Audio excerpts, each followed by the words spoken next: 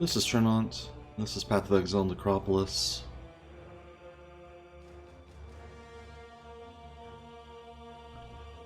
And we're doing a slow playthrough, resuming the kind of, not really SSF run, but kind of is right now, of Necropolis.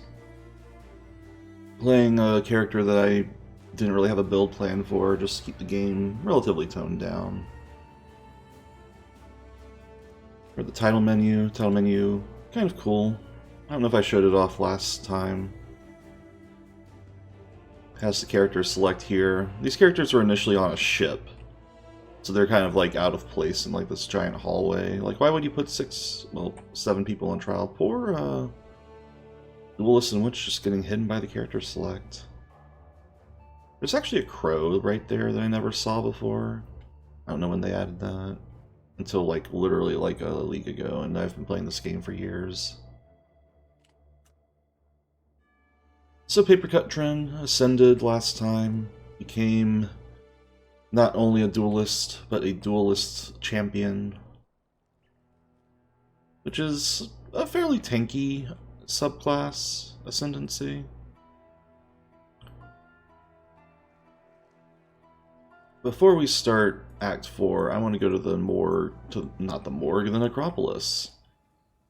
To the morgue in the Necropolis and make some items. Not necessarily because I need to, but because I'm fed up with having corpses in my inventory. And these rings do stink, so, you know. Let's see. How about a fire modifier? Explicit modifier. Jewelry, ring. Fire and lightning ring. Well, what's our defenses? Bolt and lightning. Yeah. So that you may guide their hands to success. And already, this is probably better than this ring. Hey, look, it is.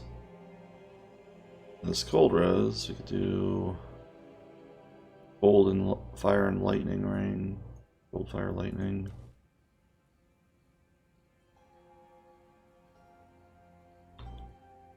I don't really have much way of explaining Necropolis crafting. It's a new mechanic, and just has a lot of.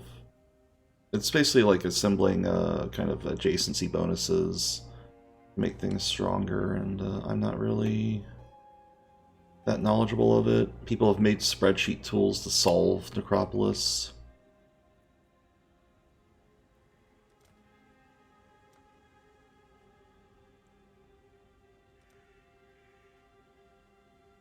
So that you may guide their hands to success. See if this is any good. Full suffixes, alas. Might actually have to keep this. Your fire res is too low otherwise. So, a weird thing about PoE that we'll get to in around Act 5 is resistances, while you want to get them up to 75, you'll actually want them to get much higher than that over time.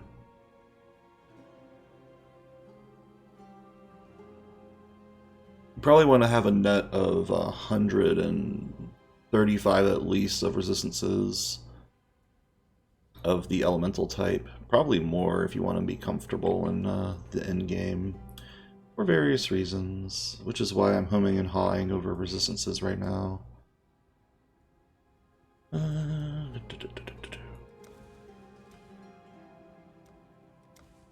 Let's make a weapon.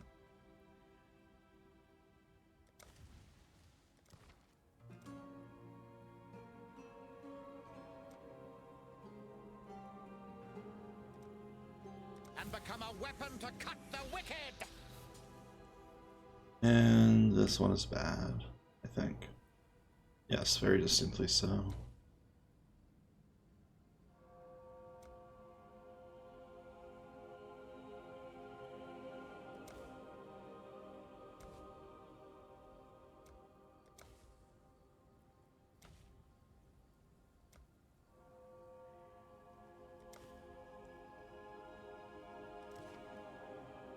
Let's make a shield. But yeah, the thing about Necropolis is it kind of broke the game a little bit and made perfect items and stuff. What's generally nice about PoE's leagues is they tend to add these temporary mechanics and then balance them down the line after the league is over. So you can play some really busted stuff in leagues. Like this Necropolis crafting had blatantly overpowered stuff in it. And there's like talk about things going core or not core, which will be added permanently to the game. They actually don't. They tend to try to integrate a lot of the stuff they add to the game into the game permanently instead of it being like a temporary FOMO thing. That's not always true. They're constantly tweaking this game and adding to it, which is why it's such a complicated game after all these years, because they kept adding more and more things to the game, and not an insignificant amount either. Like this whole thing is new to this like month and a half or so of play.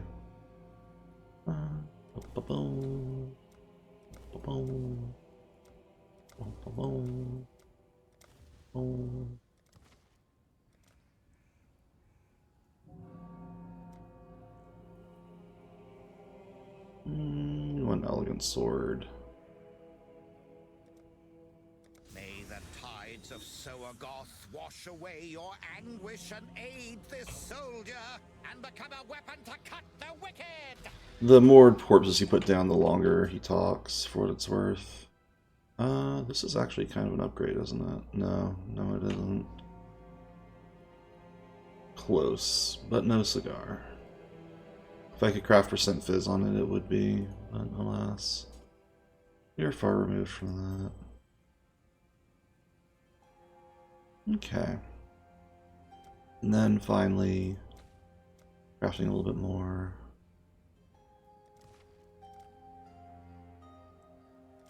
Let's do a ring. So my amulet's okay. We'll do 2 stone and do cold and fire. Or actually lightning, fire and lightning.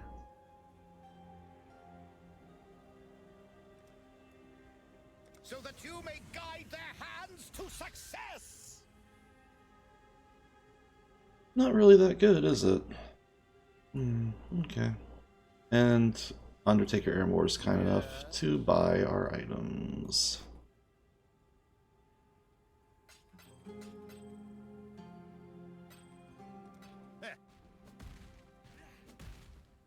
There's one thing I wanted to do as well. Now that we have an open gem slot, there's one thing I forgot to mention in Act 3 about Ciosa. The ghost in the library.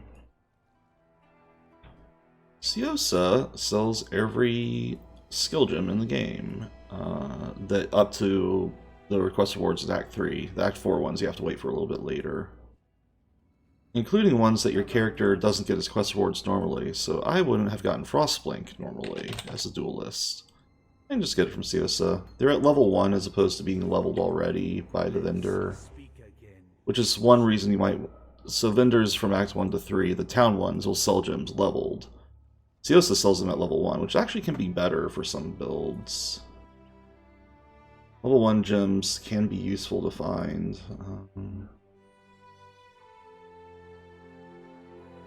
And put Blood Rage there. And I'm going to have Frostblink as a skill. Frostblink is actually very useful even if you have Leap Slam, because Frostblink can teleport, can cancel out of other skills, including Leap Slam, so you can do the staggered teleport motion. It's pretty nifty. Alright, so last we left off we killed Dominus and the nightmare version of Dominus. We're ready to go to Act 4.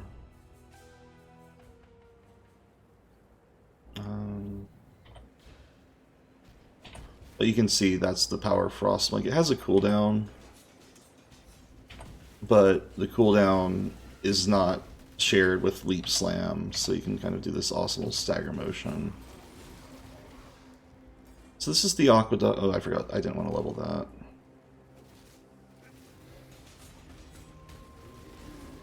So this is the Aqueduct. The Aqueduct is Filled with boats, which I thought you're not supposed to put boats in an aqueduct. The boats have clogged up the water, alas.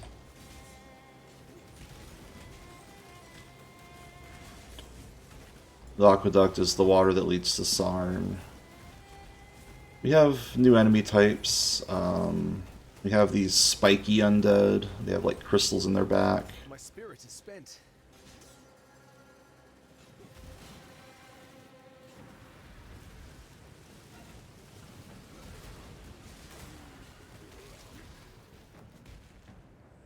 You also have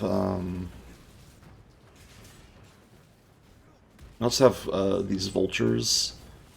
They're infested vultures. They look like they have like a weird thing on their back, and they do. They have parasites on their back. If you kill them, you can actually see like little bugs on top of them. They're actually just brain-wormed vultures. Just terrifying to think about. So have these maelstroms.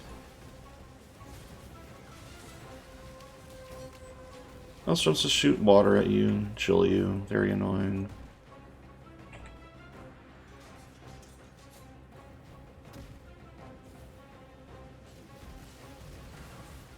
Actually, come to think of it, do I have Fortify as an ability? I don't think so.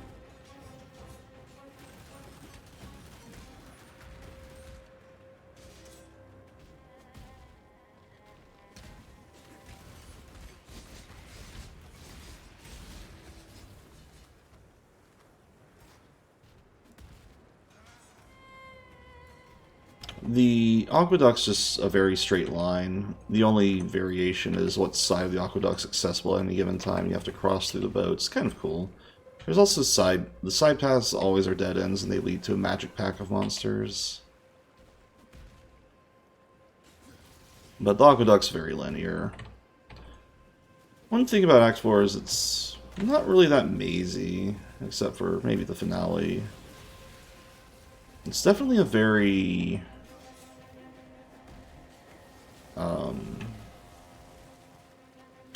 linear, perhaps, act. There's not as much people. I think at the time, the developers, everybody was whining about how the game had like so much of a weird structure and how the acts were kind of a mess. So they made a very linear act. Ironically, a lot of people find Act 4 to be the least favorite act now, because of its linearity and how little stuff there is. But I like it. Oh yeah, that's the 100-foot shadow. You can notice he had a lot of bugs in him. 100-foot shadow likes to do slam attacks and has a wing slash. It'll fly up in the air and slam on you. That's about it. Vultures generally do that. They just fly up to you and slam.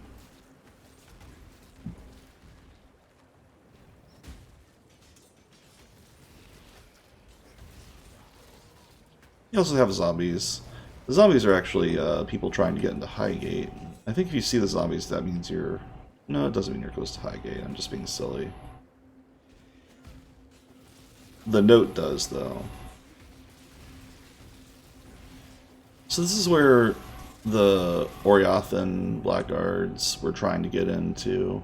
They came through the aqueduct to the Center of God from the back end. And here's a note talking to Piety, talking to Captain Vincede, I think. This is Piety? Yeah. You can see how... Now, the gates are open because we killed Dominus, but the gates are closed and residents of Highgate were actually able to fend off the Oriathans.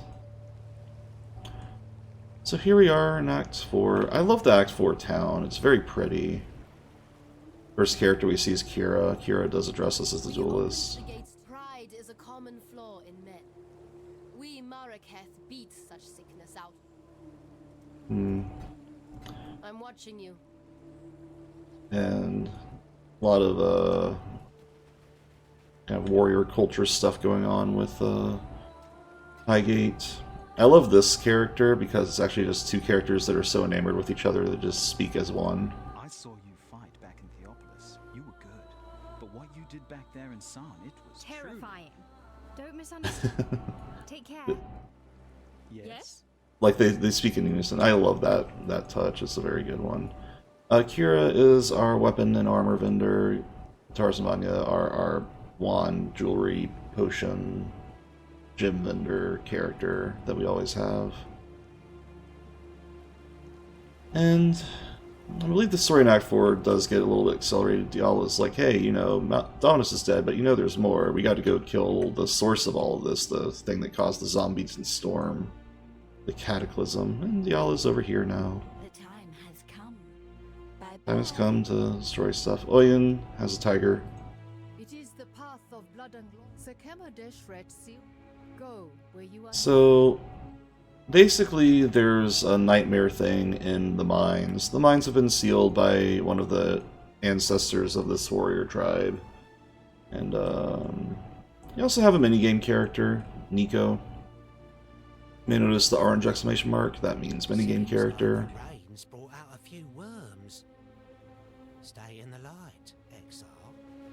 Nico is a miner and wants to mine little rocks and totally doesn't, you know, totally safe rocks that don't make you go insane or anything. So yeah, the way to unseal the lake is to go to the unseal the mines is to go to the dried lake, where there's the army that led the rebellion in Sarn. And the dried lake was a flooded thing for the aqueduct. Or not flooded, but you know, they dammed up this lake so they could have an aqueduct for Sarn. So, lore-wise, there was a rebellion in Sarn against Chittis, who was making the gemlings and using gems for the first time in centuries or so. The evil thaumaturgy gems that we're using to cast Lancing Steel. Vol led a rebellion, but was tricked by Malachi to go here. And so the rebellion was successful, and Vol was the emperor for a little bit, but only for a little bit, because then Malachi betrayed him and caused the zombie storm, and the downfall of Sarn happens shortly after.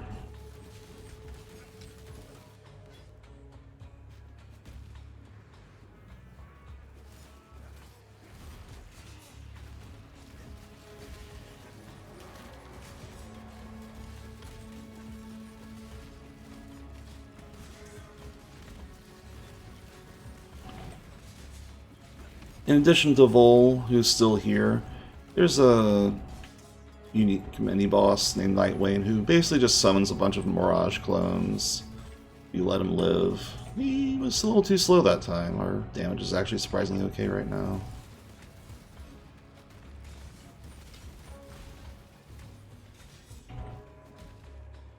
To find Vol, Vol is in one of these little encampments here. He's in the slightly bigger one. He has a book and a crafting recipe near him. He's the only part. He has a diary. The diary will show up on the minimap, and then you know you're close. It's generally down and right, or down and left, to find him.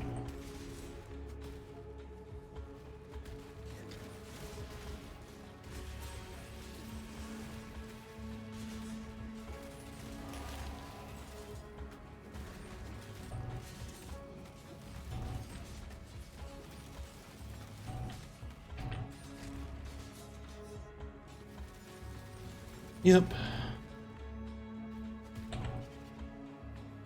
I think the modifiers over in for enemy monsters get more and more complicated as time goes on. I want to say part 2.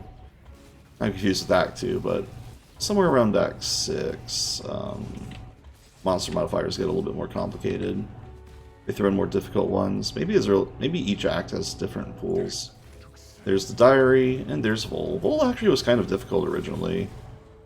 He has a very large slam move that's kind of half in front of him, mostly in front of him.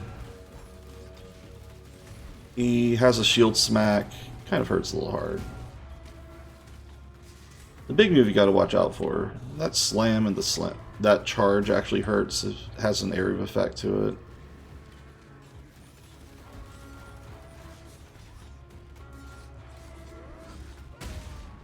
Slam actually doesn't hurt us that much. I guess we're defended. We have enough physical reduction. Let's run away from that. The charge actually hurts almost as much as the slam, weirdly enough. Fun fact, monsters can actually do critical strikes with their abilities. So you can be crit by those slams and take double damage, which isn't that fun. It seemed to me, Vol, that I just did you a favor. When you click a crafting recipe, Helena appears to study it and says something. But though actually, originally the crafting recipes didn't have that little added flair. Helena having that dialogue was added a little bit later down the line. I forget when. Where are we going? Ah, yeah, swords.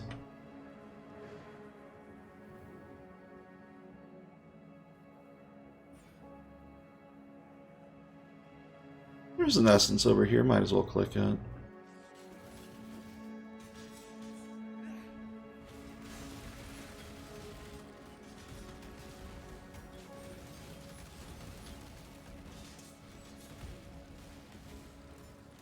Well, thank you. Yeah, it's not really oh, I guess it is SSF, but it's only SSF just to make the playthrough longer. Depending on how if a game gets a little too tedious, I'll probably go into trade, but that shouldn't happen before the end of the campaign. Campaign's pretty doable in SSF, for sure. So yeah, Essences of Suffering, summon an Arctic Golem at the end of killing the monster. Well, we can either walk back or we can use a handy-dandy town portal. Now that we have Deshret's Banner, we can unseal Look at that. the mines. Goodbye. Nico, the minigame character, has something to say about that. And Oyun, Diala says, like, hey, we can Rapture is our hope. go into the mines. The Rapture was the device that attacked the Nightmare, which we'll find out what that is later, that caused the zombie storm. I keep calling it that. It's called the Cataclysm, but, you know, it's a zombie storm. It makes everything zombies. Now, we're going to use that Rapture to actually go into the Nightmare and finish what Malachi started in some ways, but, you know, hopefully with less apocalypse. Oyen gives us a quest reward. The quest reward for the Deshret's Banner quest is a Golem Buddy, usually, or some various utility skills, but we're going to get a Golem Buddy. I prefer Ice Golem for the accuracy and crit chance, though we don't really do crit, so we might as well get a... Honestly, Chaos Golem would be really good, because physical damage reduction, but since we don't have the intelligence for that, and since I'm not really caring about Golem Buddies too much, we'll just go Stone Golem Buddy. Act with care. Golems are an interesting mechanic where they actually, you can have one, they're a permanent golem, and they aren't even used much by just minion builds. Like, for at least a little while, you can keep them on any character and they give a buff. The Stone Golem is a life regen buff, and is very nice in that regard. Let's see if we can get 2 red sockets here. I want to fit the Stone Golem on. Stone Golem can die, and you have to resummon them. They have a little bit of a cooldown. And my intelligence is really low. That's annoying.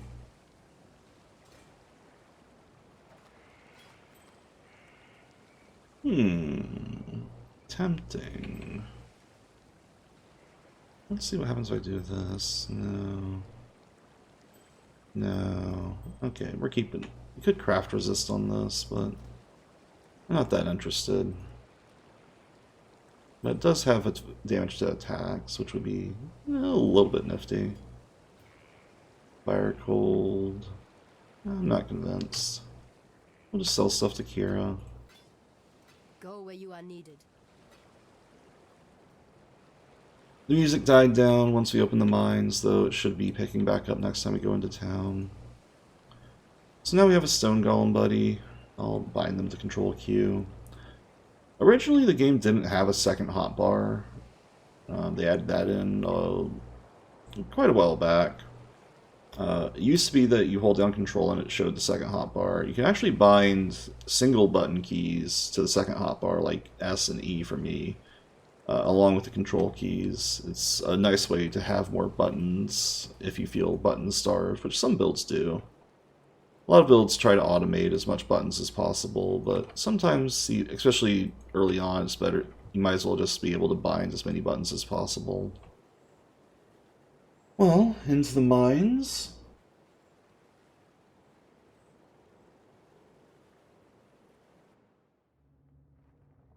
Let's summon Golem Buddy.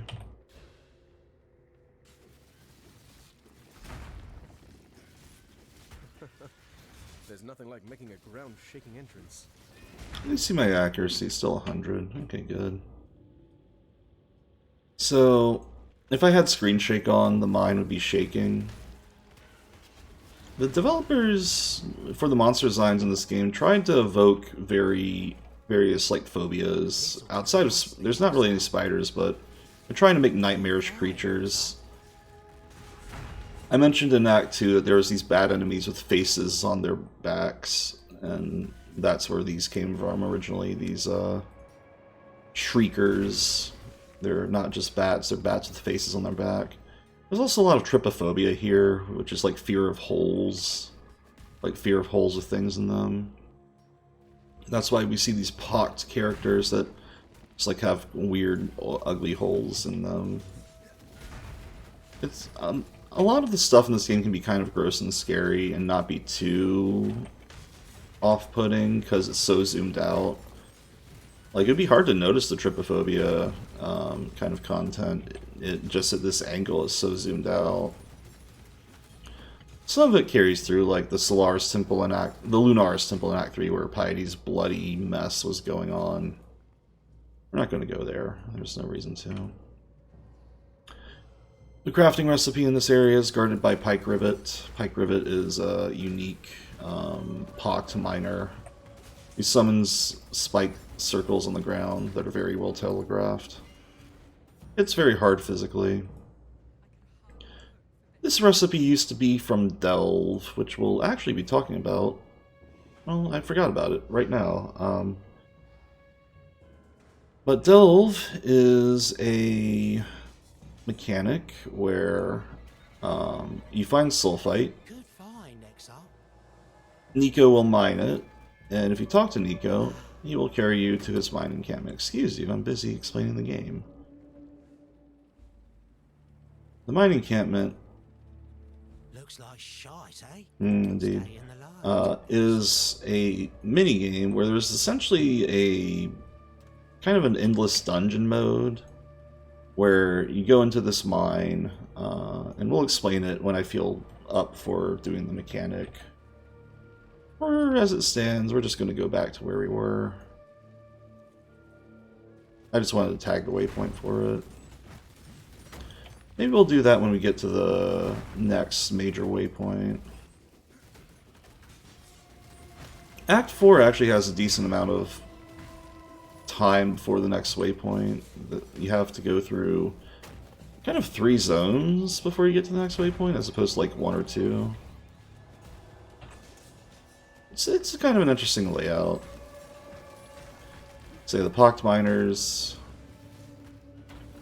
There's giant golem miners that throw tiny people that are inside them at you.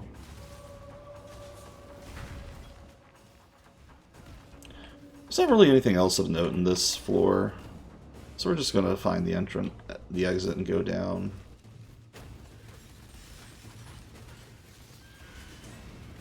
I do see that maybe I want to get some more defenses.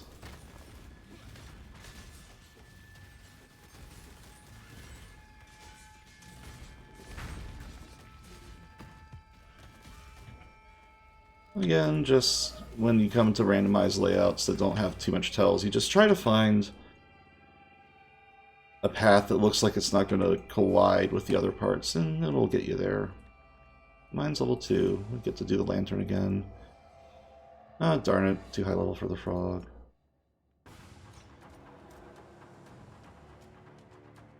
Well, let's talk to the corpse mage. So let's replace one enemy pack with the corpse mage gymlings.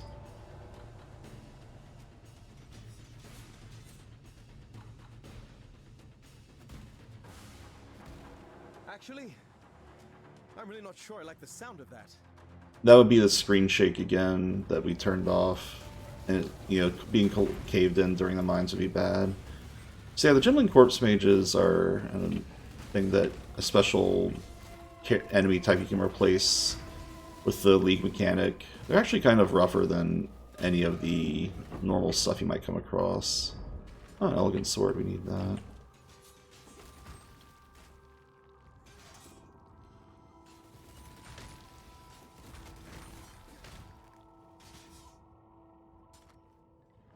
That is an upgrade, believe it or not. I think it is 47 to 81. It's close. I would say it is. We could throw some quality on it to guarantee.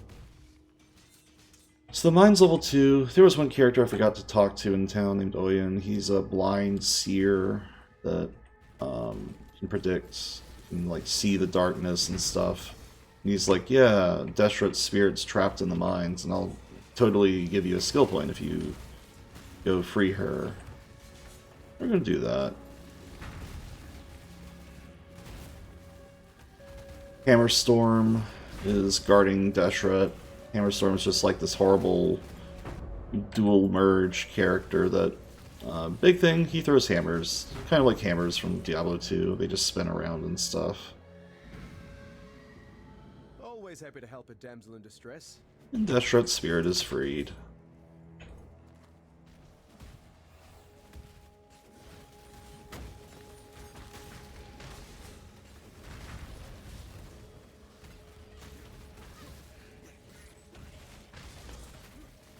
Ironically, Hammerstorm is probably less tanky than these Gymling Corpse Mages.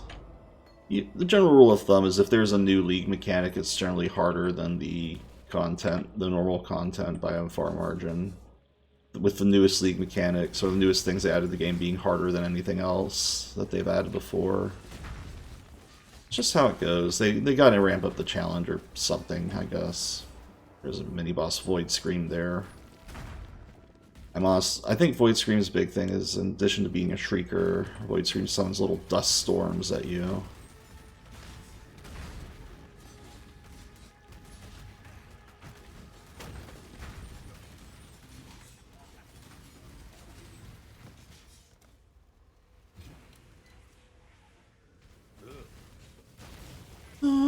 What else? Not much to the mines. We have one more zone to go to.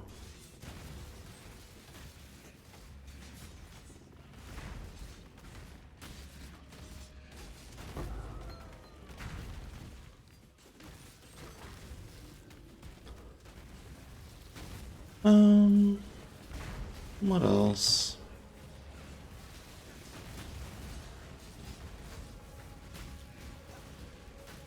Yeah, if we had low resistances, this would actually be kind of a pain, because the Gymling Corpse Mages like to cast elemental skills. Oh, poor Golem Buddy died. One reason players don't use Golems much in the endgame is they tend to die too much. Oh, we got a unique. This is Redbeak? Has a lot of life on hit. It's a good leveling sword. Uniques actually can drop at a wide range of levels. So you can still get low level uniques in higher level areas. That's very common. So Redbeak is actually a level 1 sword. However, we're obviously not going to use it because it is a level 1 sword and our damage is much better with our elegant foil here.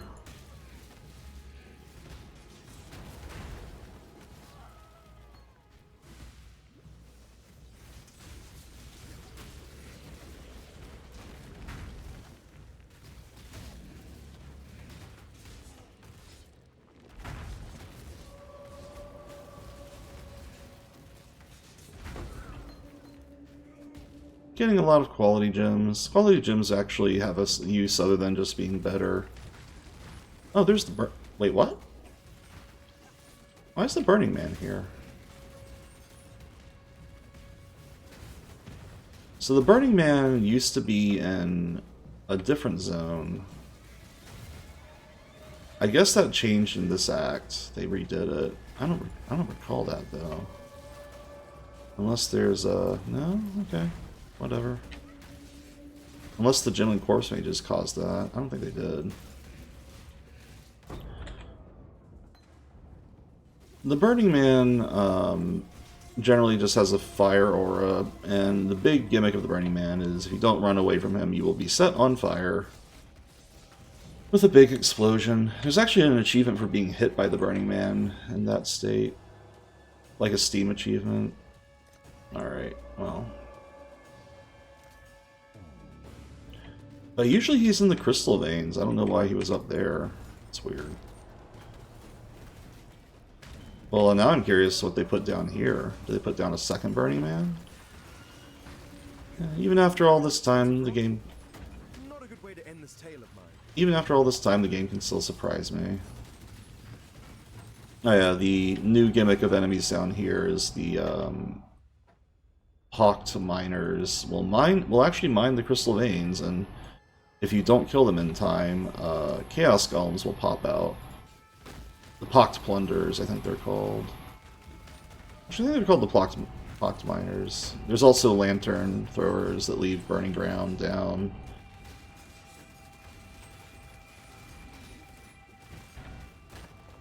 It doesn't help that I let the Lantern have a modifier that gives 3 times life to the strongest monster in a pack, and Terratooth is the strongest monster, so... You can just leave Terratooth alone. It might not be worth it, but it's kind of fun, you know? I'm stubborn, what can I say?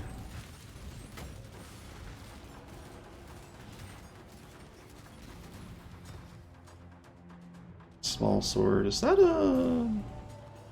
Oh, it's a high-level item. Okay, sure. Even craft percent fizz on it. That's actually not bad. Inhit causes bleeding on hit. That's actually not bad. I totally forgot that was a base. But yeah, there should be... This is where the Burning Man normally is, and... Wait, what? You're here again? Why were you on the top floor? What's going on, game?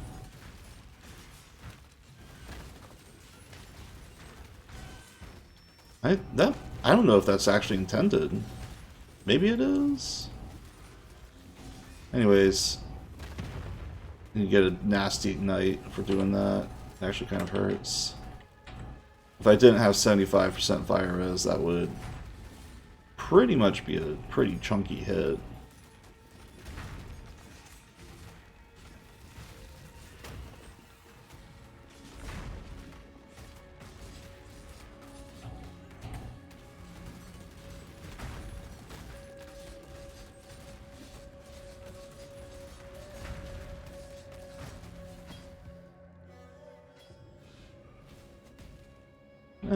We'll skip the strong box, it just seems like effort.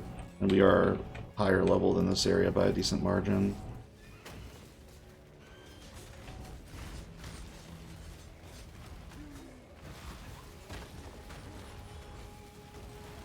You can see how the Chaos Golems, Sentinels they're called, are popping out. They actually have the same model as the Chaos Golems.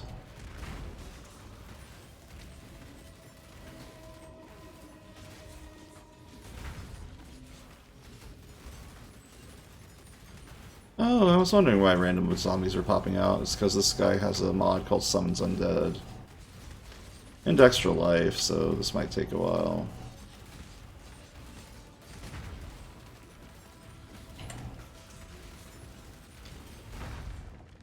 You know, I haven't been using my curse ability. Oh, we don't need a two-handed sword. It should lead to the Rapture device soon.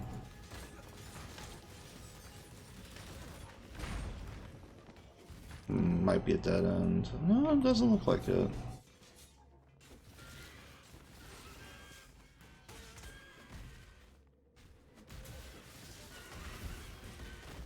Lightning Mirage on hit's a very nasty modifier.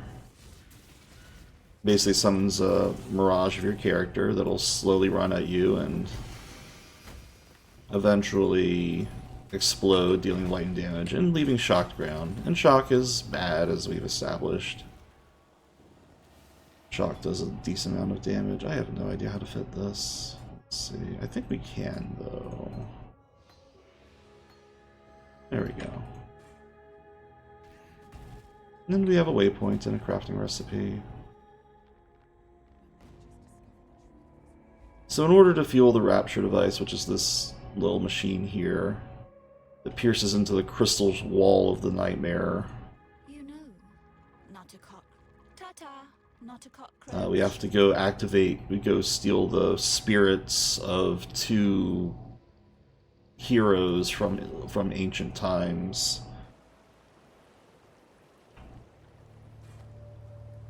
A lot of cold and lightning on this. This is actually really good.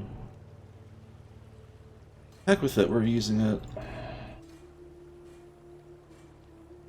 Why not?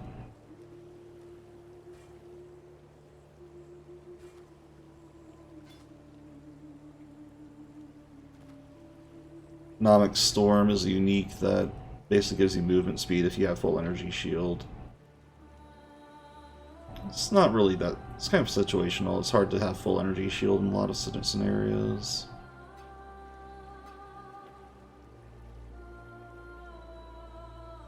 I want to see if I can make this better. Alright.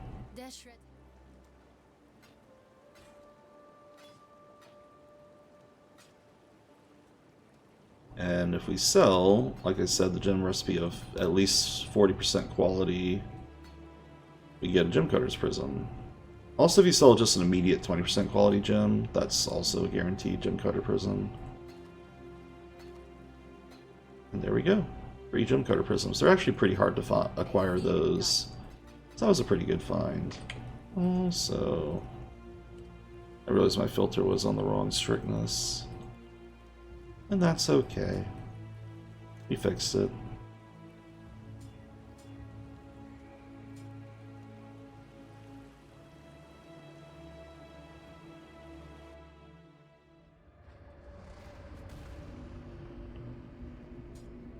And percent fizz, please. I do believe this is doing a little bit more damage. Or attack speed. We don't crit, so it's fine. And our accuracy is fine enough to put this on.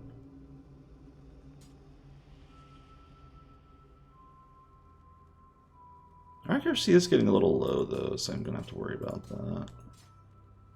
Thankfully, there's a means to get my accuracy higher.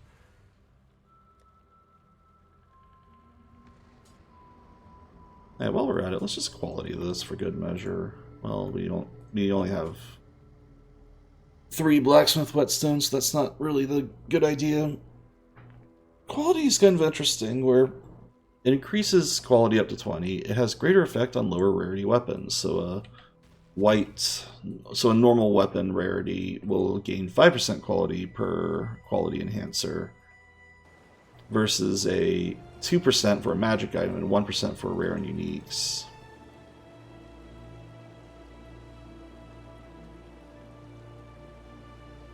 Real quick, I'm going to go grab some water to kind of continue talking for this game.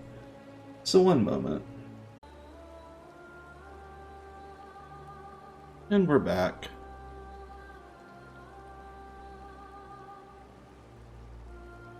Okay, so new area, crystal veins. So note about the next couple of areas. I would say Act 4 is where, at the very least, fire resistance really matters, and having high resist is really nice.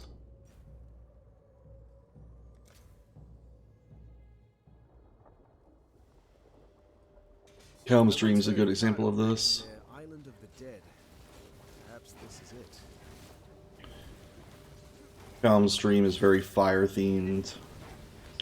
Helm was actually teased in when the expansion where Act 4 was being teased.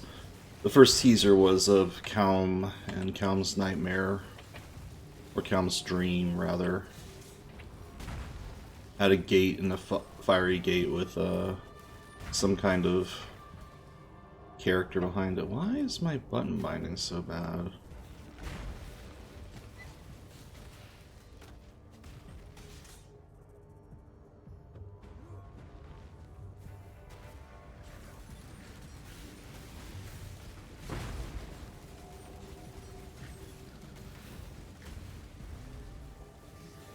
It's dirty work, but somebody's got to do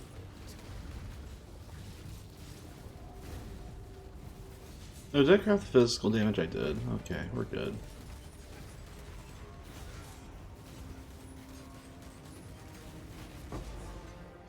Wildwood Beasts. Wildwood's interesting. That was originally from Affliction League. The league before this one. Wildwood enemies would stack up wisps, and wisps would grant a huge amount of item find of some variety, be it more currency, crafting items, more item drops, or more item rarity.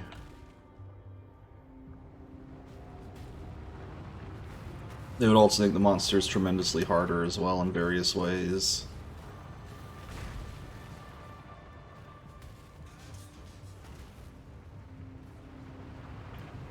Downstream's kind of a cool volcano area, a lot of lava falling over and stuff.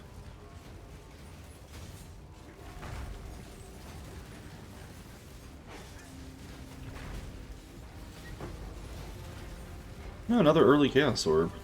That's pretty nice. At League start, you generally, if you can, Chaos Orbs have a lot of buying power in the campaign. When the League just freshly runs, when everybody has... So Leagues don't save your gear you've gotten from other playthroughs or other seasons of the game. They're a fresh start for everybody, essentially, right? So what's nice about that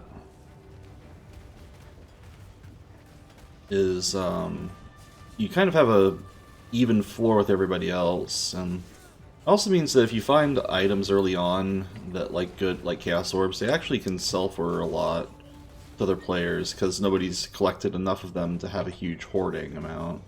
But that's very early on, like literally within the first few hours of the League start. And it should be noted we're like 40 days into the League. Leagues usually last for about 3 months. 4 recently. 3 or 4 months, depending on how long the devs are working on stuff. They were generally trying to aim for 3 months per league, but that seems to have stretched over time because the expansions just keep getting more and more involved. They have less manpower, apparently. A lot of it's going into PoE too. Have a lot of their staff making the second game. And the devs don't have unlimited resources when it comes to making stuff.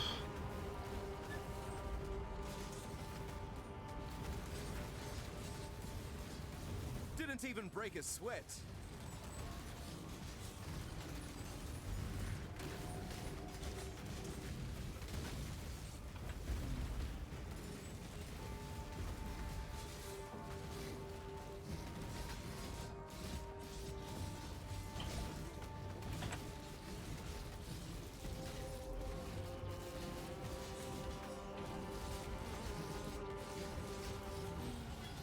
And we got a level again. Lovely.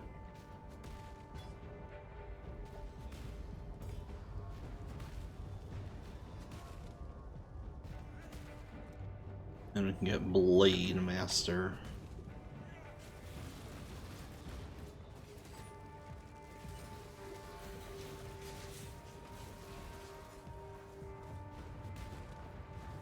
Ah, Einhar's here.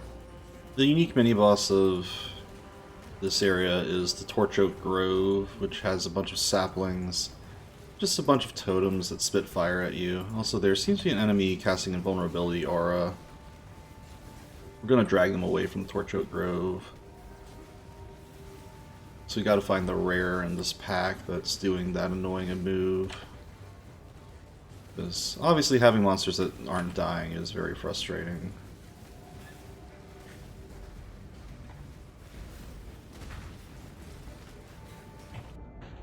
Oh, that's our first death. I can't do this just yet. There wasn't really much we could do there. Fortunately. We don't have skills that have much AoE. Thankfully we're playing in softcore, so I don't have to worry about respawning. I can talk about what happens when you die. Generally not much. You just get reset to a checkpoint. None of the monsters reset their health. It's not like you have to reload. And if you play on hardcore, you lose your playthrough, of course. Your character gets demoted to standard league. It actually isn't deleted unless you are in a very special scenario.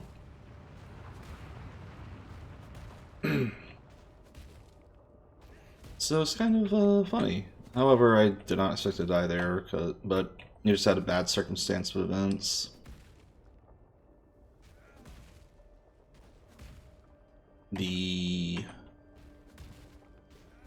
Torch Oak Grove wasn't necessarily the threat there. The fact that we came across Einhar's rare enemies, and honestly the invulnerability aura creature, wherever that was probably the worst of it.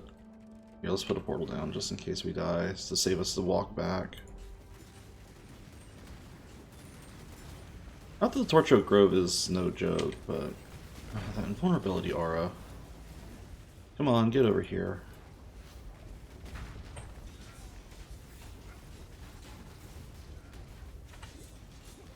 We can find whoever's casting that immunity. Oh, there's a curse enemy too.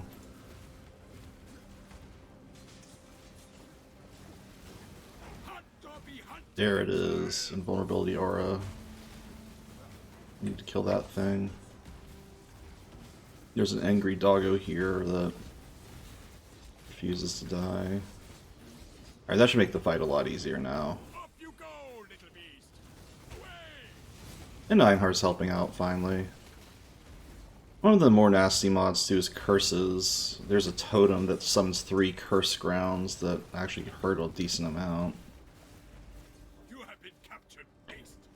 And now the fight should be a lot easier.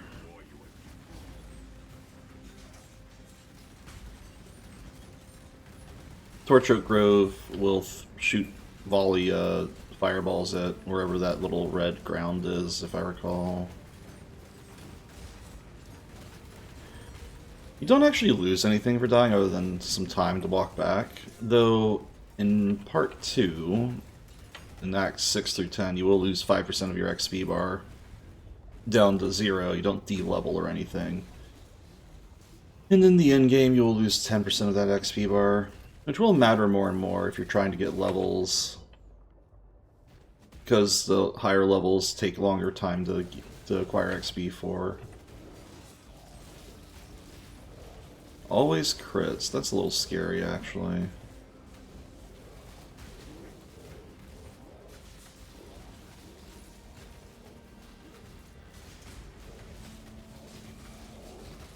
Pain ribs.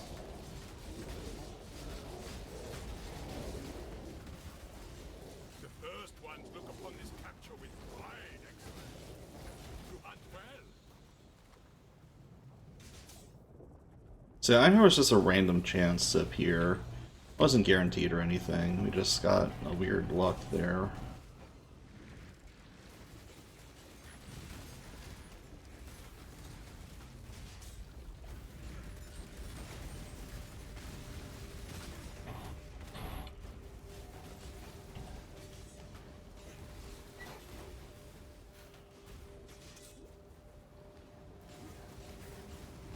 I think I have an idea of what I want for another link on this skill. That would be Pierce. The Lancing Steel projectiles aren't going through enemies, and it would be very nice for them to do so. For the amount of monsters that are on screen at once. So we're going to probably look for that soon. Maybe Maybe swap out Maim with Pierce.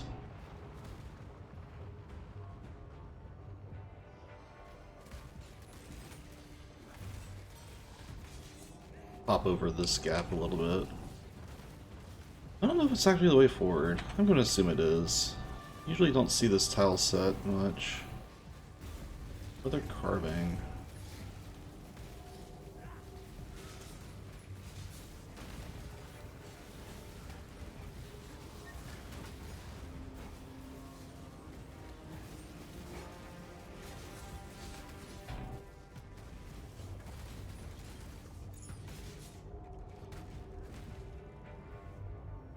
It is the right way. Okay. And this bridge leads to Calm's stronghold, where we come across Calm's minions.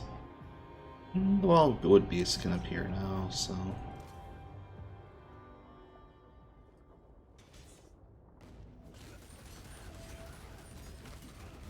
And we do seem high enough on inventory that I will go back to town to drop off a little bit of loot. Lightning res. This is actually pretty nice. I'll look into that. This is very nice. This is a really good item to have. Fire, cold, lightning. Unfortunately, we need the intelligence stat that this helmet's giving, and the gem sockets. This is gear to remember. This is gear to vendor. Same with this.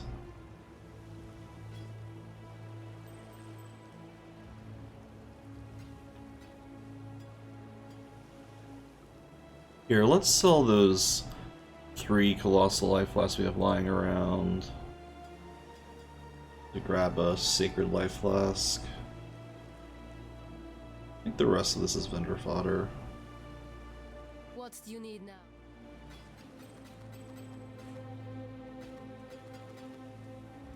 You will be remembered.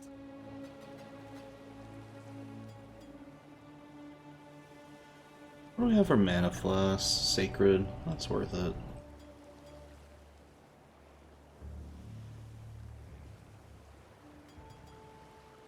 Let's actually do some more vendoring up. 3 giant, sell the 3 giant for colossal, and there we go. Okay.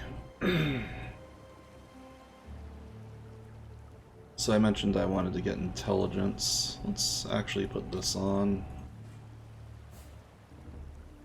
We can get 3.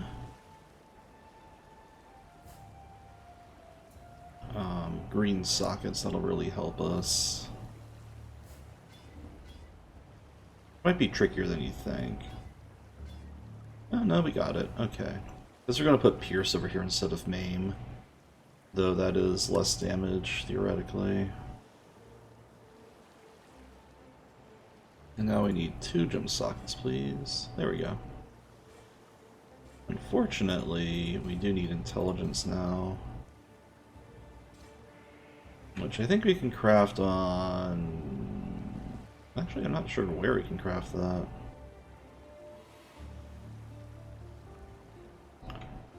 Now that I look at it, I might be in trouble here. Oh wait, this can craft it. Okay, let me see what this looks like. Yeah, we can do that. Let's just craft some intelligence on the body armor. I think that's doable. Let's find out. Yep, intelligence.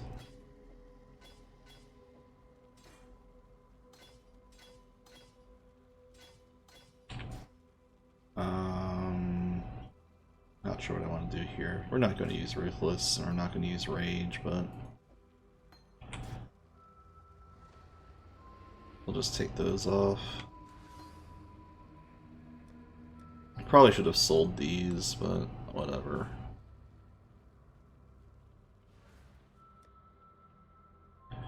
Alright, now that we have that going, I am going to fetch Pierce from Act 1. And Lancing Steel will feel a little better to use. You could buy Pierce from Siosa as well, but Pierce will be leveled if we do it over here.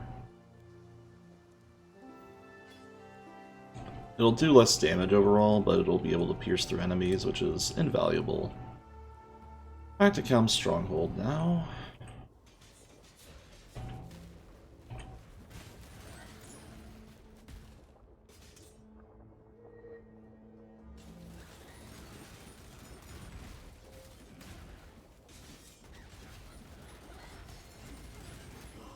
Yeah, that's a huge quality of life. Just yet.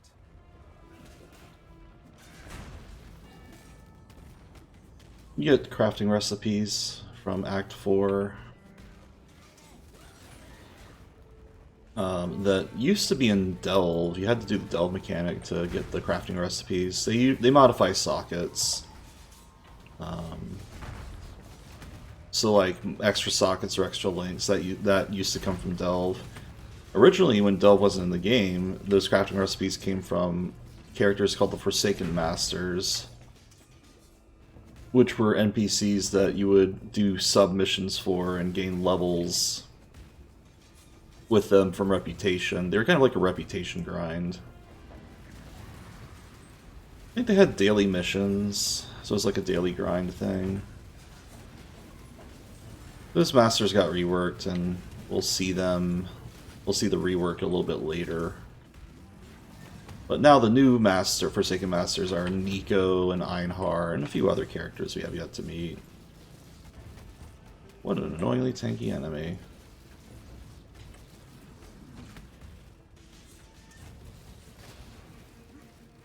Tempted to ignore him.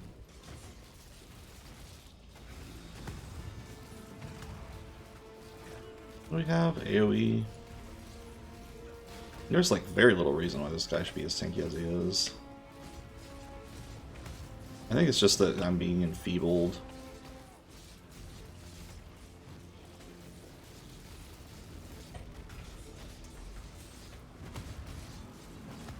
He's not taking any damage. What is going on here?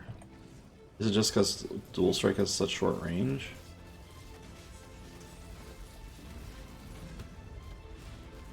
It does more damage theoretically.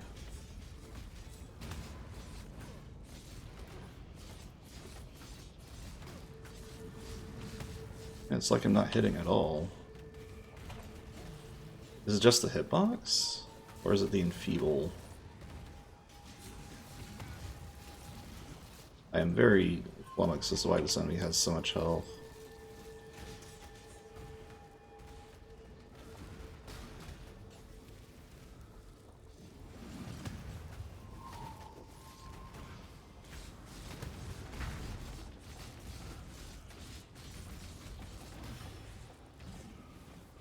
Well, it's probably the enfeebled curse doing it.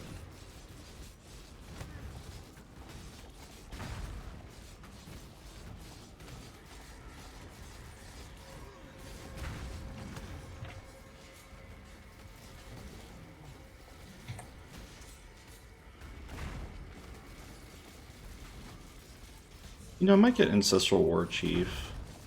That's like the upgraded version of Ancestral Protector.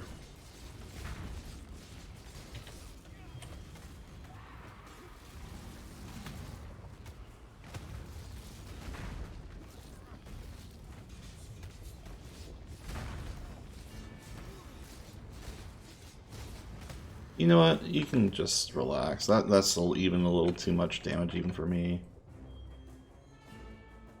That's just taking way too long. I'm not interested.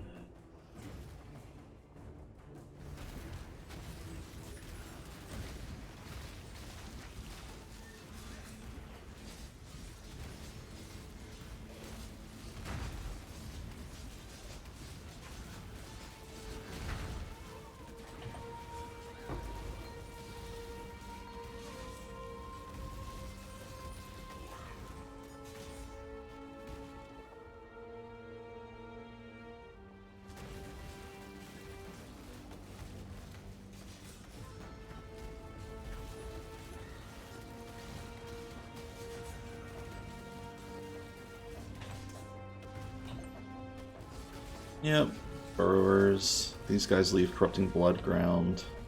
That's one of the Wildwood enemies.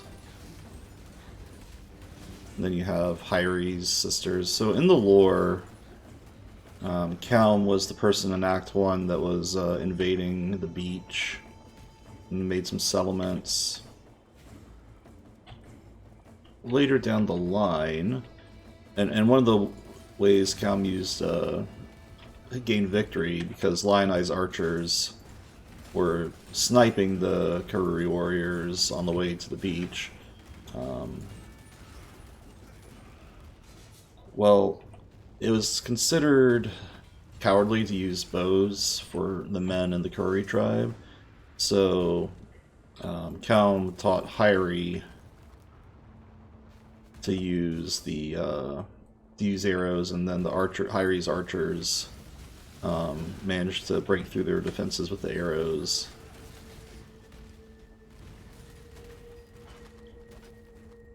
So that's why you see Hyri's sisters here shooting piercing arrows at you in nightmarish form. And then Calm's soldiers, not the nameless Pukas, but whatever. Nearly have a level, which will probably give us these gym levels. These enemies probably do it.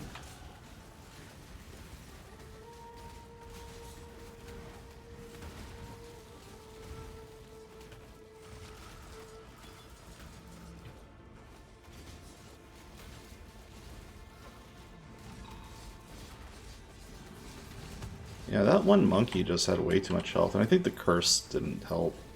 Enfeeble effect that I was being hit by.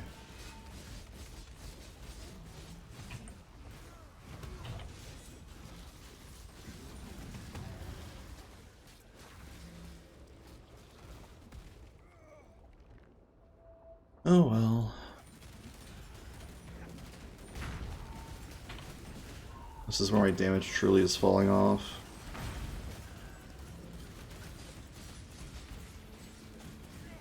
This enemy has exploding crystals when hit. The crystals don't explode until the very end. They're kind of nasty, because they do a ton of damage and at once. You can really destroy a character if you just sit in them. They do chaos damage too, which is kind of harder to get resistances for. So, the resistances, you know, they come in the 4 flavors, the elemental and the chaos, and then physical has weird defensive layers.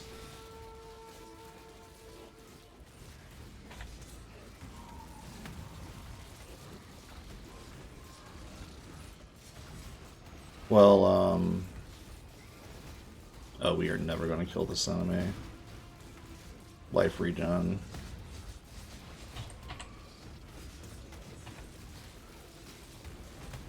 I'm just going to skip that monkey, but I am going to kill the other enemy.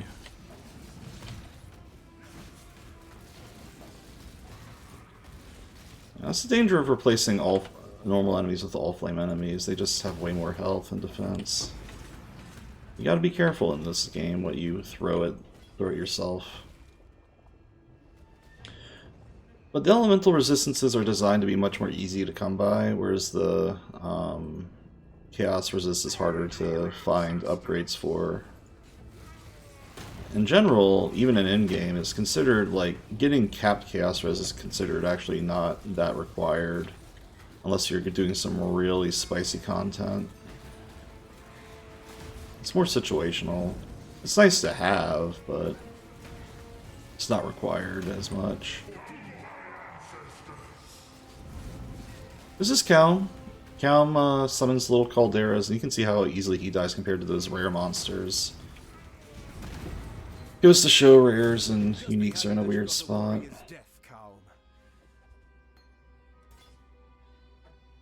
Anyways, Calm's gimmick is that a third of the arena is covered in lava fireballs from these little lava falls, and that he'll do slam attacks. He has 2 ad phases. He summons Hyri's sisters and then summons ancestral raging spirits.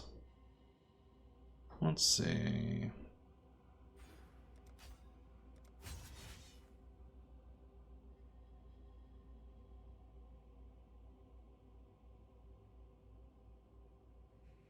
I think we're going to get more sword damage in a second. Well, there's no way to no exit here other than to town portal out.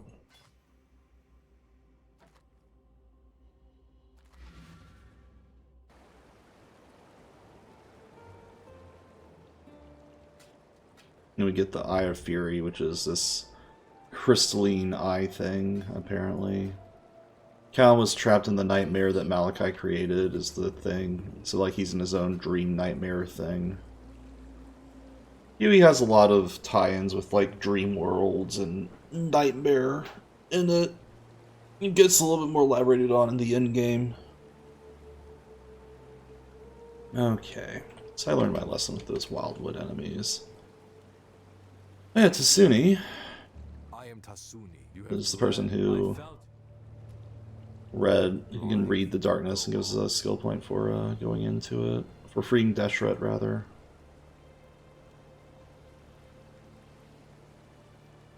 Where's our Impale stuff?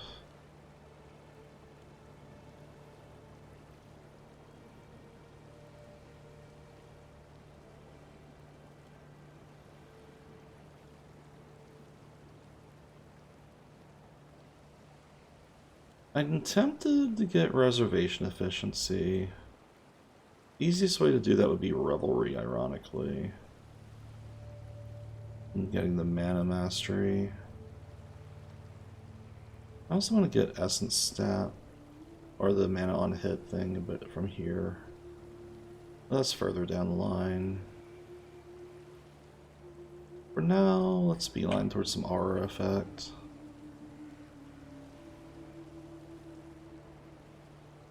Alright, that's one half of Act 4 done.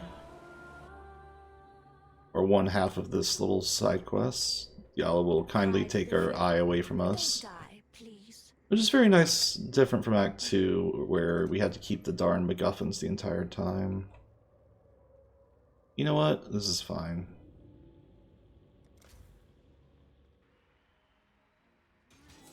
I am Dareso, the Sword King. It was here in the pits of Theopolis that I made my name, killing rabid dogs and wild boars before I could even be considered a man. In this Another Valside area. I care nothing for your past. We'll probably not do the Valside areas. There's very little reason to. You will have to fight.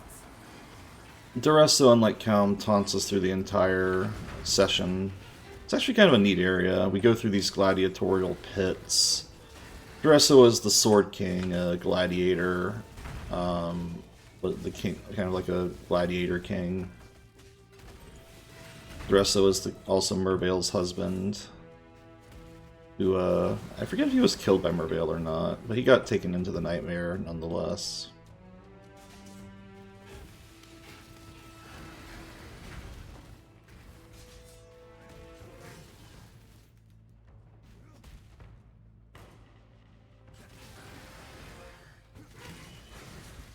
So, I actually like the Duresso's dream area. It's kind of like a nice little different flavor.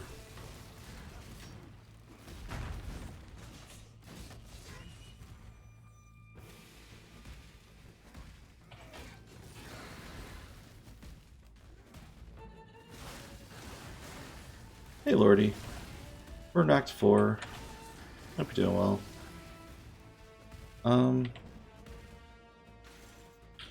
We're talking about how, one thing I like about this act is, yeah, I'm doing well, just, I had a little bit of a late start to stream, but, kind of just doing this slow run through. So, the only annoying thing about this area, outside of going in a loop that I just did, is you do get walled off in little arena fights, because the whole theme of this area is that Duresso is like the arena champion. So first we kind of go through Duresso's memory of fighting in the grime and the muck of like the low-level arenas, and then fighting his way to the top. I don't remember that. That little item.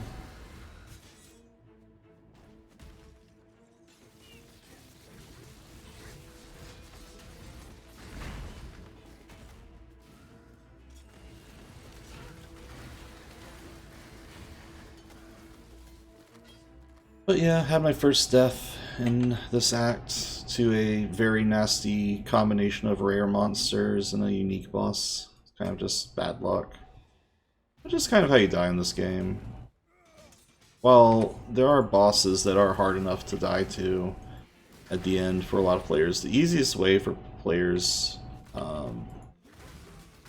for even experienced players to get murdered in Path of Exile is just kind of bad combinations of monsters that are randomly generated. Like the wrong pack of rares combined with another pack of rare monsters at the wrong time with the wrong mods can really lead to some rippy situations. Rippy being rest in peace. Pretty deadly situations, perhaps. And the fact that boss monster fights are more scripted usually means that they're not as, and there's not really too many modifiers that can be randomly put on them. It does usually mean boss monsters are a lot easier for a lot of experienced players, because they can memorize the telegraphs and stuff. They're still hard, but they're not as, they're easier to prepare for and much more about mechanical knowledge rather than just like being surprised by random explosions. We're simply an audition. Let us see how you fare in the grand arena of Theopolis. So the second part of Dresso's Dream is really cool. It's actually To the grand arena of Theopolis. not a another pit or anything. Laid eyes upon my true purpose. It's actually an arena, like a coliseum. Our inspiration that defines us. If you ever see branching paths in the Grand Arena Zone, you want to take the left turn, because that always leads forward. The other one's a dead end. Die a death worthy of applause, gladiator.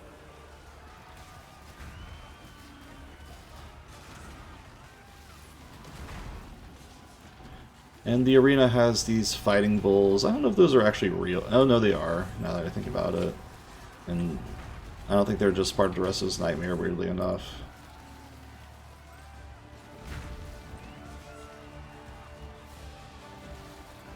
I think the ice elementals might be. And I think you can see like cheering people up here. No, maybe not. Okay.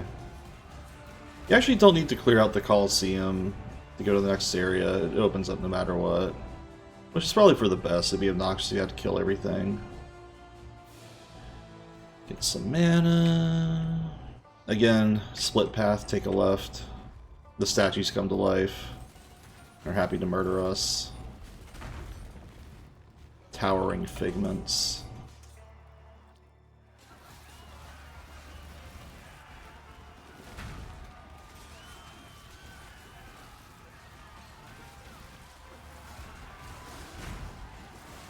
We also have the Flame Hellions again. Torrent of Spirit decided to possess Stone Limp, this ice elemental here.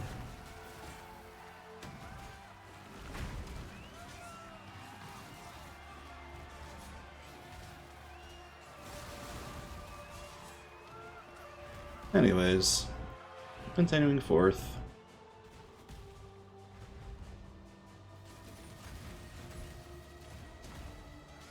No splits, we just keep going. Well, are we 41? Yeah, we can keep going. So, the arena right before Dresso is these three arena champions.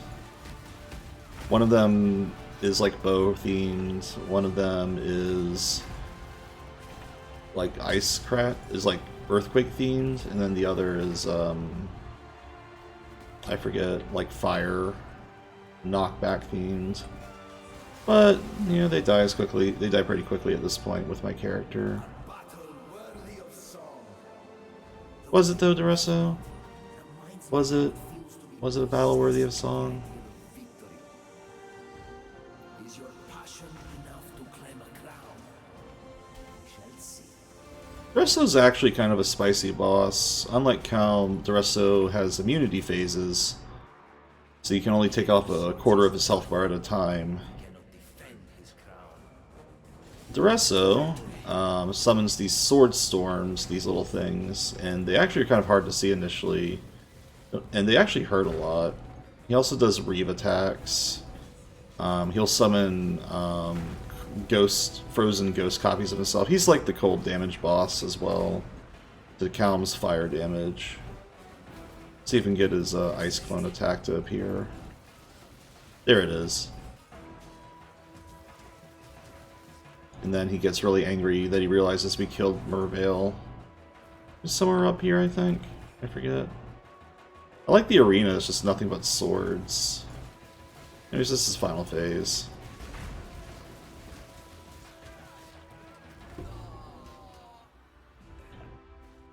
Your glory will be remembered in song forever, Deresso.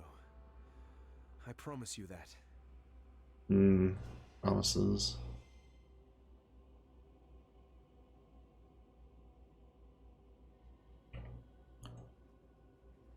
Okay.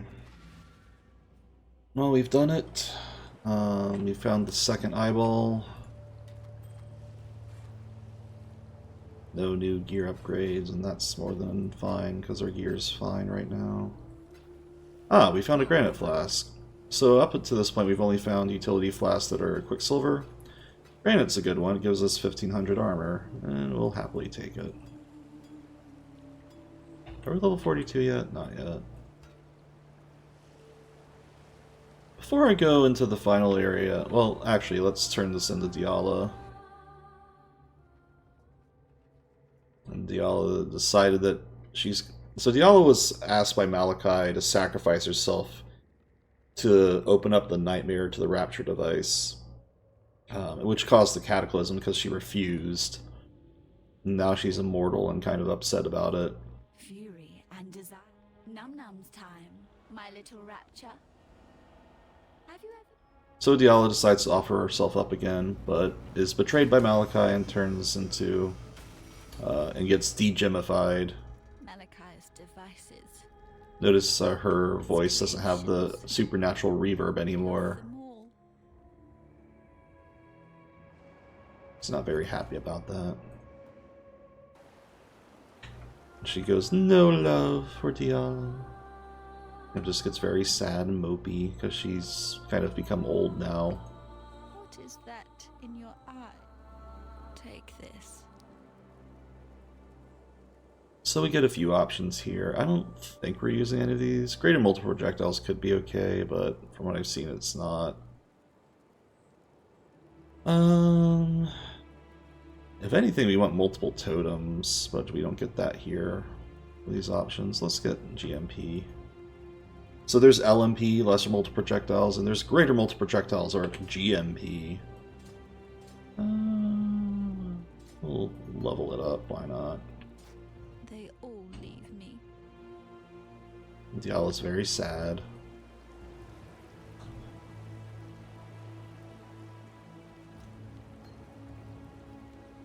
No, I said I was going to get a Ancestral War Chief, because I've noticed that I'm attacking fast enough, but I'm not doing enough damage. So I'm going to go talk to Clarissa and get the other Ancestor Totem. Need something? Ancestor Totems are just totems that summon a melee version of your character, like a totem using your weapon. But they also grant a melee buff, which is very useful. Then again, we're not using melee, are we? We're using Lancing Steel, so actually the totem's kind of pointless.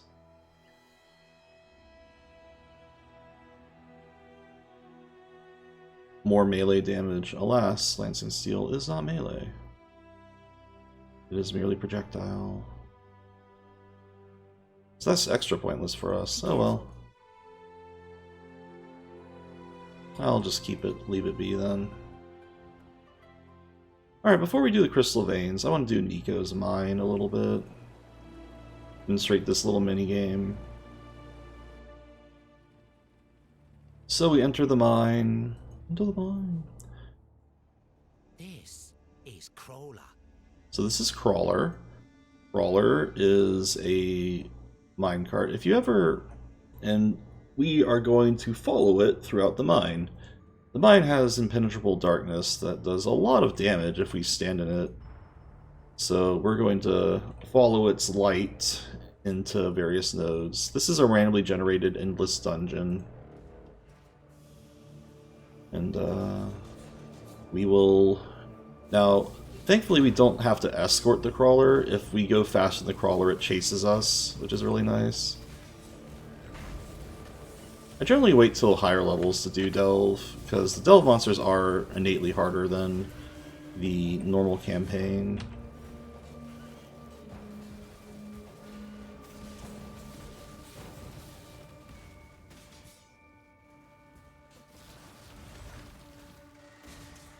But you'll see the damage we take. In Darkness, like, the longer you stay in it, the more damage you take over time. It's a damage over time debuff. And there's a certain amount of light radius that you get from it. You have to be very careful. These mine monsters are not easy.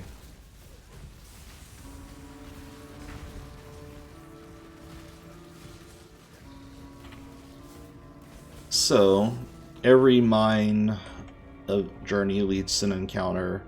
A lot of them are these Azurite nodes. You click it and then the whole place glows a bright blue.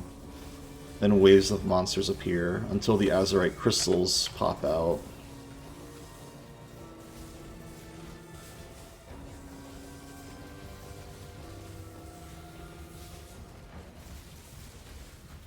After a few waves, here they are, the living Azurite. You want to kill these 3 living Azurite pairs.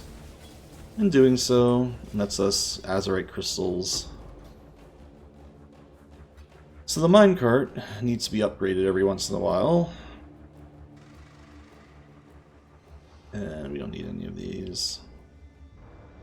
So go back to the mine, talk to Nico.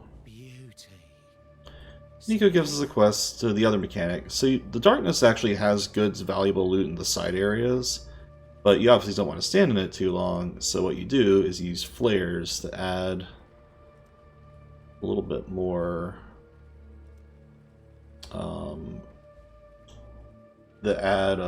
light radius in the Darkness. Dynamite blows up fractured walls, as well as hurts enemies when you level it up. So there are little side areas that we can go to, and they're hard to see on the mini-map a lot of the time. They actually are one of the rare cases where the Fog of War doesn't show them early. But basically in some of the side paths there will be blow-upable walls called fractured walls, which will have loot behind them. Sometimes there's even nodes, as you can see here, that don't have links anywhere, and those are accessed through fractured walls. So we could theoretically go down here and try to find the fractured wall and blow it up to go here. Don't know if I want to do that though, because you know, that's basically Nico's mine. There's bosses and stuff later down the line in that mine, but it's way further down. We're not going to bother with it too much. We have a story to complete.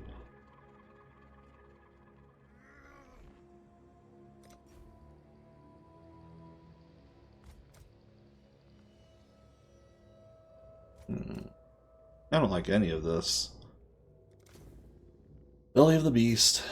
So this is what the nightmare looks like. I'm inside it. The beast itself. The beast is actually not a giant, like, walking monster or anything. It's the living the mountain's alive, and the gems from all this, from the game this whole time, were from the beast.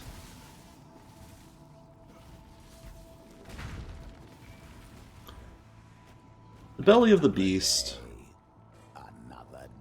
has a fairly threatening enemy type called the Stygian Revenant. Revenants of various varieties have one very nasty attack, where they summon some bone undead, and if you kill them, they leave a tiny little red detonation marker on the ground and then blow up. Revenants have been the source of a lot of deaths in this game because if you kill a pack of Revenant summons at once, and their lightning attack hurts a little bit too. that move. So see these things? See how they leave little packs of explosions on the ground? Those actually hurt a lot. I'm rather not find out how much they hurt.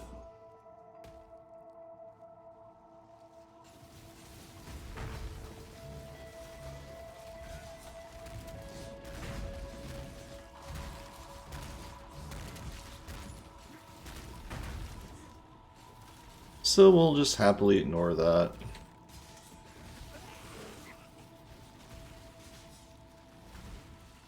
The gut flares here also cause a pretty nasty bleed stack. The archers aren't really too much of a threat, but the gut flares actually kind of are. I would be watching out for them. Oh, Enduring Flask. We actually care about that. Enduring Flasks are probably the best flask in the game for low mana cost users, because the flask doesn't actually run out on use. Or it doesn't run out when your mana reaches full, so you can reserve a lot of your mana and then use the Enduring Flask, and it'll keep regenerating the mana even if you've filled up all the way. Very nifty. Let's get Revelry.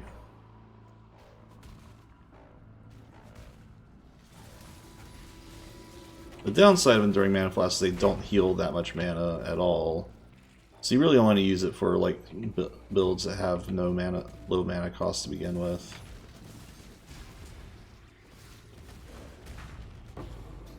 Something dropped. Oh, another Chaos Orb. We've been lucky with those this patch, or this run.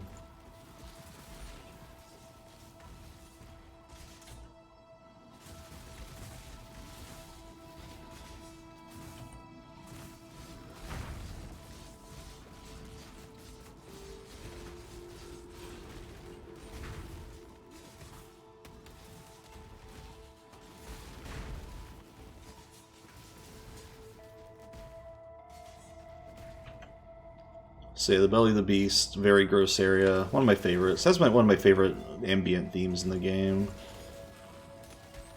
Just so brooding.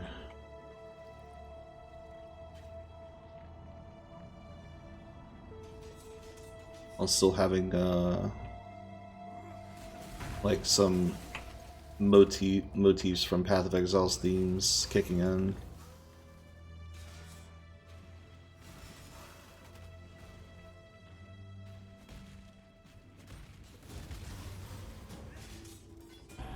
But yeah, definitely a very gross area, but I like it.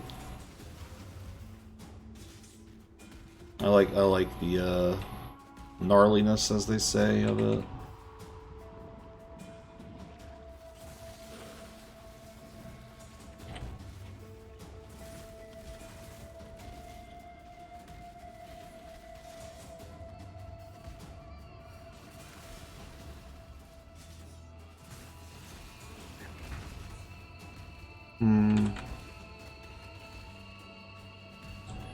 No Diceruni on this path. I do find myself getting lost in this area more than not.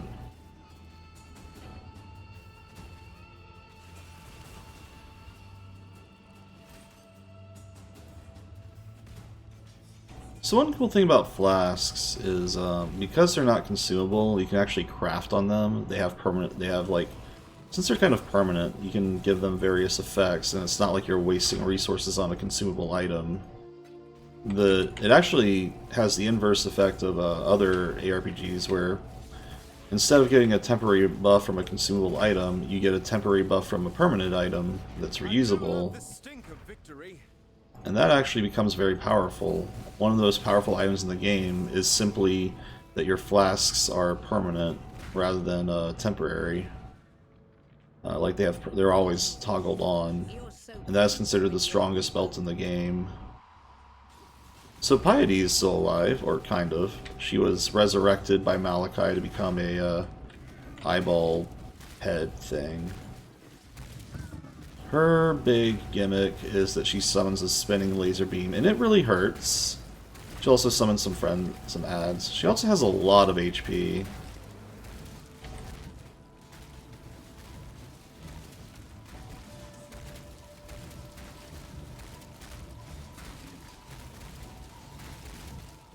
Our damage is actually okay for Piety. She does a lot of... But yeah, upon defeating her, she turns to normal. Is awake again. Hello, Piety. It's twice now I've experienced it was Malachi. Also, there's apparently history where the duelists did have relations with Piety back when she was a courtesan.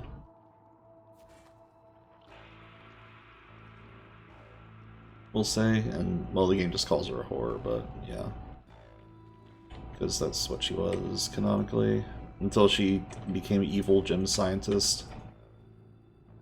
Malachi pulled her into the nightmare and made her his underling, turned her into a creepy eyeball face,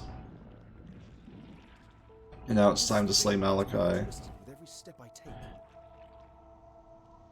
Final area of the belly of the beast is the harvest, which is like if we were in the belly before the stomach, now we're in the intestinal tract.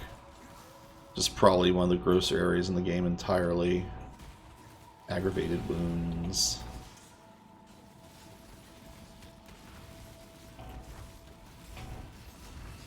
No idea how Rogue Exile got into here, but yeah, we'll just take it for what it is. Video gamey.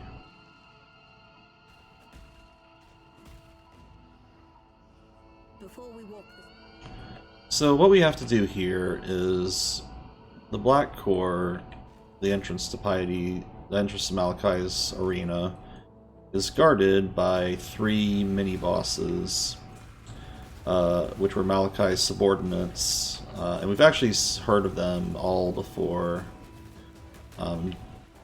Chevron, who made Brutus, Malagaro, who made Fidelitas, Doedre Darktongue, who only gets like a little bit of a reference in Act 2, but generally like a witch who committed horrible curse murder. She doesn't talk because she had her tongue pulled out, but I'm not sure what the situation was there, if it was punishment or if she did it herself. But she only speaks in curses.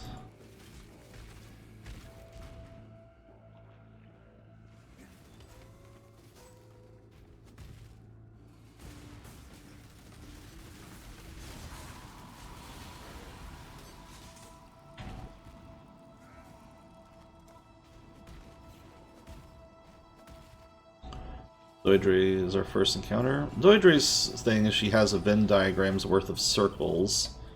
Each of these circles gives a different curse. They change periodically which curse you're being affected by. The red one makes you take more damage, which is bad for Doedre because she actually hurts a decent bit if you're not physically resistant. The purple one slows you, and the green one makes you deal less damage. And she's guarding Malachi's lungs. That's probably a good.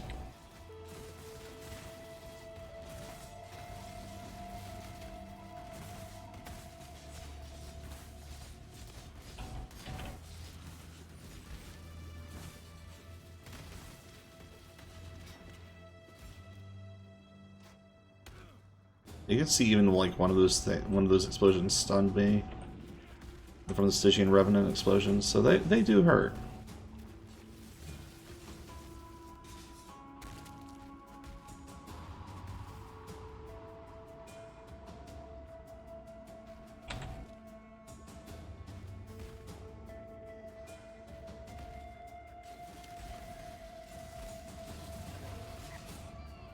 Chevron is lightning themed.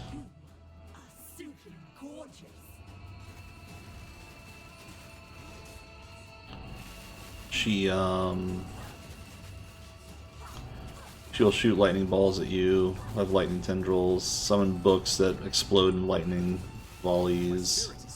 She's just all about that lightning. She also is called the aesthete.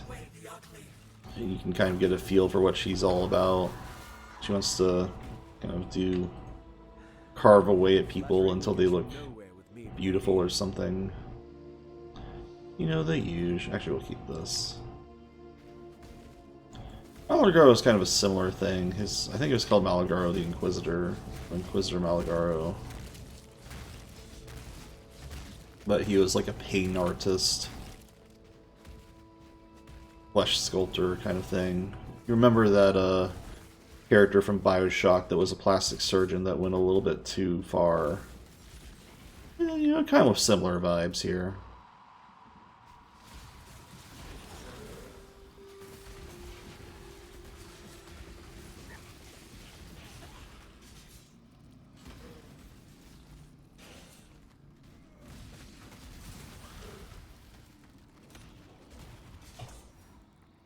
And Malagaro. Dissection time.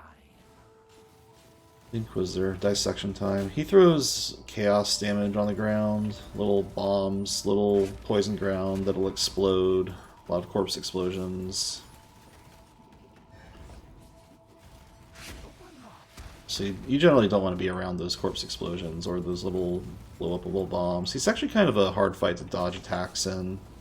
Thankfully he doesn't do too much damage, so we're fine. I say as I get nearly exploded by everything.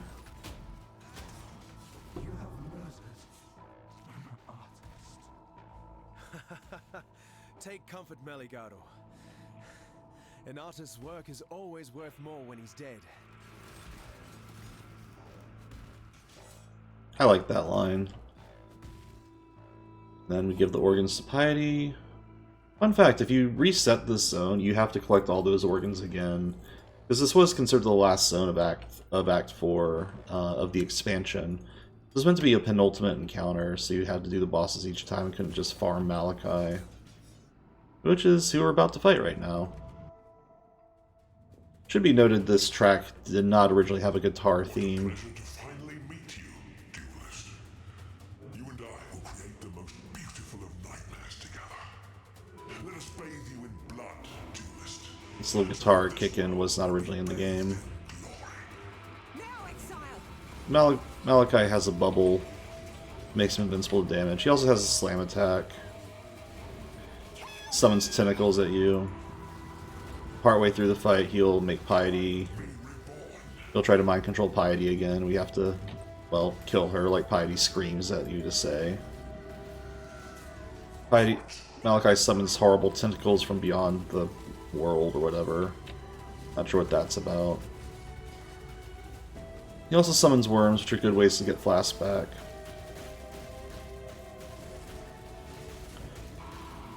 Another attack he does is he has these blood globules appear around the arena, and then they split into 3 projectiles.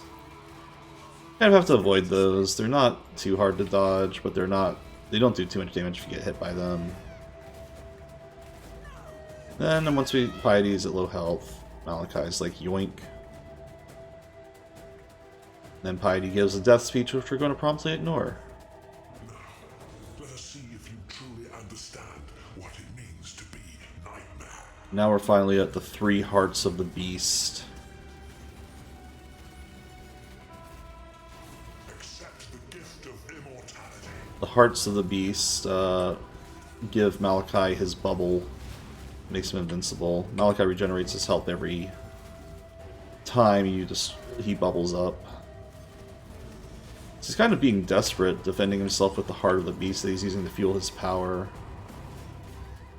Every phase gets a little bit more complicated.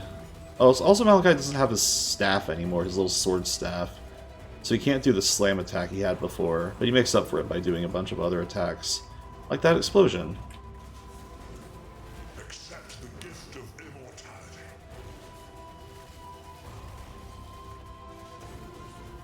There used to be a discourse of like, Malachi was one of the first enemies in the game that could really one-shot you at any difficulty. There was a discourse in the game whether or not one-shots belonged in PoE, because it was like an online game and it was more about attrition. Oh, how the game's evolved since then. Now PoE is much more about like burst damage. I'm trying to avoid that. Final heart. Is the true eternal of being selfish. The one-shot move he specifically can do is the burrow in the ground and pop out attack. Final phase, these rings of blood appear. They do decent heavy damage, damage over time. And he talks about how we're being selfish.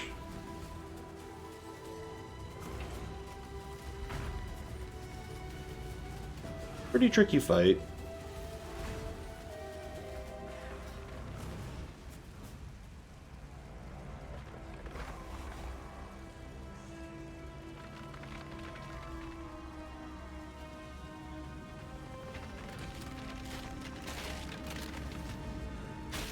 It's a strange feeling when the fighting is done. I've won. The nightmare is ended. Or has it? Dun dun dun. So we get some victory speeches. That's where Act 4 ended originally, and New Game Plus began. We get some post victory dialogue.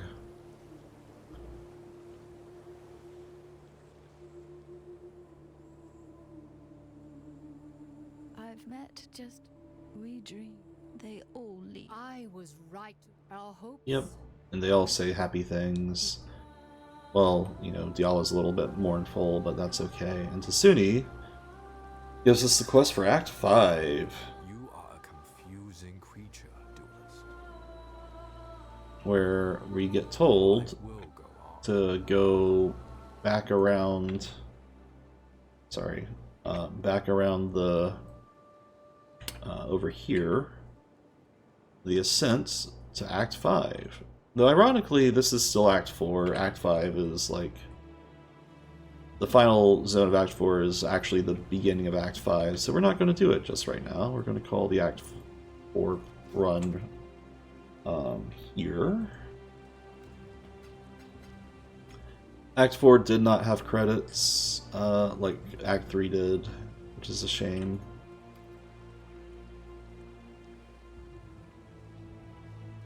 What do you want?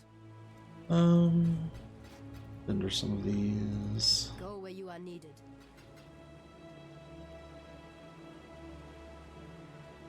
And yeah, that's our journey through Act 4. I think we've done everything except the Ascent, which we'll do next time.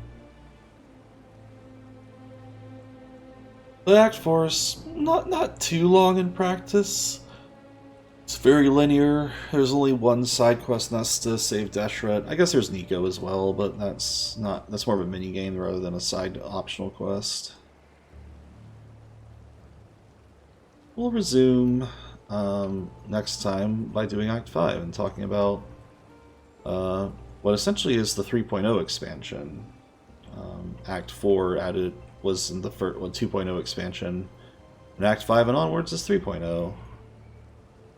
And we'll be doing that next time.